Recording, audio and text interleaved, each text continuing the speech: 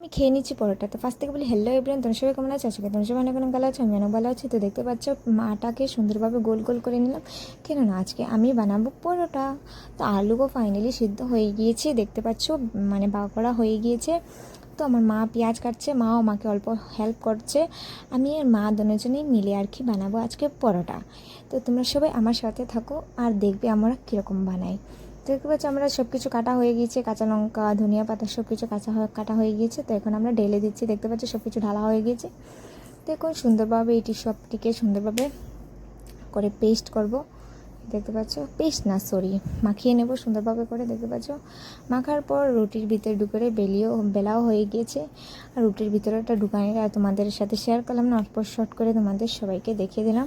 আর তোমরা এটা জানোই আটার ভিতরে সুন্দরভাবে সব কিছু ঢুকে বেলা হয়ে যায়। তারপরে দেখতে পাচ্ছ সব কিছু হয়ে গেলে বেলা টেলা, তো আমরা দিয়ে দিলাম তাওয়াতে পরোটা। আমাদের পরোটা যেটা হয়ে গিয়েছে সেটা আমরা দিয়ে দিলাম তাওয়াতে। এখন আমাদের পরোটা হয়ে যাচ্ছে, দেখতে পাচ্ছ তোমরা। কেননা আমাদের গ্যাস শেষ হয়ে গিয়েছে, তার জন্য আমরা চুলাতেই কতদিন থেকে রান্না করছি, ঠিক আছে। তো আমাদের এখানে অনেক লাকড়ি, তার জন্য আমরা বেশিরভাগ চুলাতেই রান্না করি। তো সব কিছু হয়ে গিয়েছে, পরোটা হয়ে গিয়েছে ফাইনালি। দেখতে পাচ্ছ সবাই নিয়েছে খাওয়া। তো এখন আমার বাবা দেখতে পাচ্ছে আদা খেয়েই নিয়েছে। তো এখন আমরা খেয়ে নেবো, মানে পরোটাটা খেতে অনেক টেস্ট হয়েছে, কী বলবো তোমাদেরকে। তো আজকের জন্য এতটুকু ভিডিও কিরম লাগছে জানিও, বাই বাই।